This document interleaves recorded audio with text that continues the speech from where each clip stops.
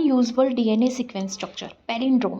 Palindrome क्या होता है? एक वर्ड होता है, फ्रीज होता है, जिसको हम बैकवर्डली रीड करें या फॉरवर्डली रीड करें, वो दोनों तरफ से क्या लगता है, हमें सिमिलर लगता है। जैसे हम इस केस में देखें तो ये फर्स्ट स्ट्रैंड है, ये सेकंड स्ट्रैंड है, किसका? डीएनए का। टू स्ट्रैंडेड होता है डीएनए, मतलब डबल स्ट्रैंडेड होता है। तो यहाँ पे हम देखें तो TTAGCAC, these are nitrogenous bases which are present in DNA double helix, thymine, adenine, गुआनोसाइन and cytosine. ठीक है, अब यहाँ पे हम रीड करें तो ये इसका रिवर्स हो गया ना, CACGATT। तो ये क्या है? हमारा पैलिंड्रोमिक सीक्वेंस है।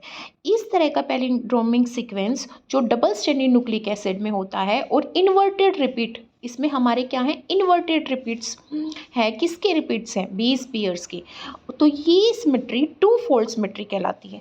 जैसे हम यहाँ पे बोले ये एक स्ट्रैंड में है, ये सेकंड स्ट्रैंड में है और दोनों इन्वर्टेडली रिपीट हो रहे हैं, तो इसको हम टू फोल्ड सिमेट्री बोलते हैं।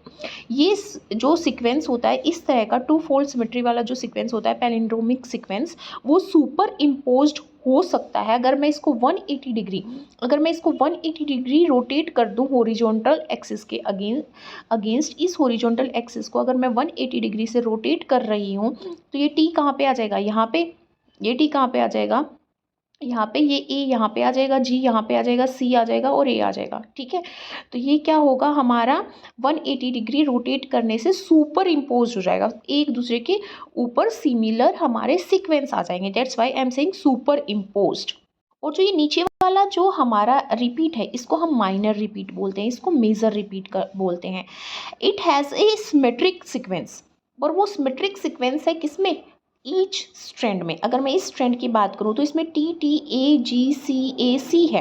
अब ये C अगेन रिपीट हो रहा है, CACGATT, इसीलिए मैं इसको क्या बोल रही हूँ? माइनर रिपीट बोल रही हूँ, और एक ही स्ट्रैंड के अंदर है। ये क्या इन्वॉल्व करता है? Super imposition of one repeat on the other repeat by single 180 degree rotation. कैसे? अगर मैं इसको 180 डिग्री से रोटेट कर रही हूँ तो ये यहाँ पे क्या आ जाएगा? इसके ऊपर आ जाएगा, सी के ऊपर सी आ जाएगा, ए के ऊपर ए आ जाएगा। तो ये क्या है? सिंगल। यहाँ पे मेरे को डबल 180 डिग्री रोटेशन करनी पड़ रही है, पर यहाँ पे सिंगल रोटेशन करनी पड़ रही है। इसमें कंप्लीमेंट्री सीक्वेंस नहीं होता सेम स्ट्रैंड के अंदर, और ये हेयर पिन और क्रूसीफॉर्म स्ट्रक्चर नहीं फॉर्म कर सकता। बट ये वाला जो स्ट्रक्चर होता है, ये हेयर पिन स्ट्रक्चर और क्रूसीफॉर्म स्ट्रक्चर फॉर्म कर सकता है।